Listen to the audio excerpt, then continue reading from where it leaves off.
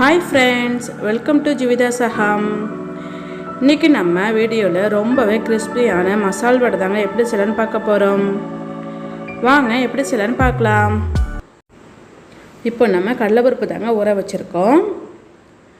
நான் இந்த கப்பால் தாங்க 1 கப் அளவுக்கு எடுத்துருக்கேன். இது நம்ம 2லேருந்து ஒரு 3 மணி நேரம் அளவுக்கு நல்லா ஊற வச்சு எடுத்துக்கலாம். இப்போ நம்ம அரைக்கிறதுக்காக தண்ணியெல்லாம் வடிச்சிட்டு நம்ம சேர்த்துக்கலாம். ஒரு மிக்ஸி ஜாரில் நம்ம வெறும் பருப்பு மட்டும் சேர்த்துக்கலாங்க. இதுலேருந்து ஒரு 2 ஸ்பூன் அளவுக்கு நான் தனியாக எடுத்து வச்சுருக்கேங்க. நம்ம தனியாக எடுத்து வச்சுக்கலாம். இது கூடவே 2 காஞ்ச மிளகாய், ஒரு அரை ஸ்பூன் சோம்பு, ஒரு சின்ன துண்டு இஞ்சி, ஒரு 4-5 பல் பூண்டு,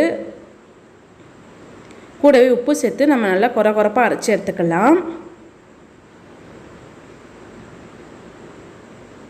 இப்போ நல்லா கொரப்பாக அரைச்சி எடுத்துக்கிட்டோங்க. அது கூடவே நம்ம ஏற்கனவே எடுத்து வச்சுருந்த கடலைப்பருப்பு, கொஞ்சம் பொடியாக நான் கட் பண்ண வெங்காயம், ஒரு 2 பச்சை மிளகாய் பொடியாக கட் பண்ணி சேர்த்துக்கலாம். அது கூடவே கருவேப்பிலை கொத்தமல்லி கொஞ்சம் பொடியாக கட் பண்ணி சேர்த்துக்கலாங்க.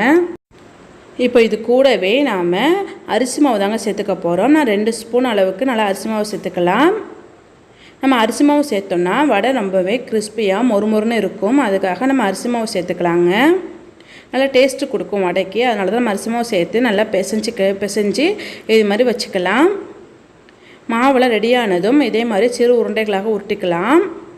நாம் உருண்டையாக உருட்டிட்டு நல்லா உள்ளங்கையில் வச்சுட்டு ப்ரெஸ் பண்ணோன்னா நம்ம அந்த வடை ஷேப் வந்துடும்.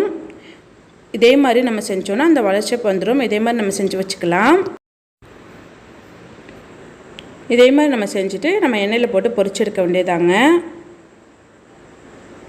இப்போது நம்ம வடையெல்லாம் பொரித்து எடுக்கிறதுக்காக ஒரு கடாயை ஸ்டவ்வில் வச்சுட்டு ஸ்டவ் ஆன் பண்ணிக்கலாம்.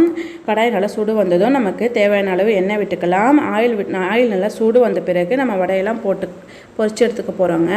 நம்ம வடையை போடக்குள்ளே ஆயில் கொஞ்சம் சூடாக தான் இருக்கணும். அப்புறமா நமக்கு மீடியமான ஃப்ளேமில் வச்சு நம்ம பொரித்து எடுத்துக்க போகிறோம். ஏன்னா ஹை ஃப்ளேமில் வச்சோன்னா வடை சீக்கிரமாகவே நமக்கு ப்ரௌன் ஆகிடும், உள்ளெல்லாம் வேகாமல் இருக்கும். அதனால் லோ ஃப்ளேமில் வச்சு மீடியமான ஃப்ளேமில் வச்சு நம்ம இது மாதிரி திருப்பி போட்டு நல்லா வேக விடலாம். அப்போது வடையெல்லாம் நல்லா வெந்து வந்துடும்.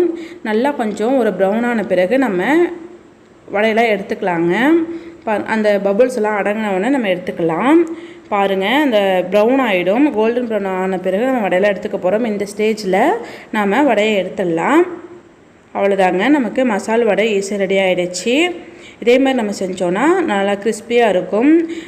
இதே மாதிரி நீங்களும் செஞ்சு பாருங்கள். இந்த வீடியோ பிடிச்சிருந்தா ப்ளீஸ் மறக்காமல் சப்ஸ்கிரைப் பண்ணிக்கோங்க. உங்களோட கமெண்ட்ஸை எனக்கு ஃபீட்பேக்கில் சொல்லுங்கள். லைக் பண்ணுங்கள், ஷேர் பண்ணுங்கள். தேங்க்யூ.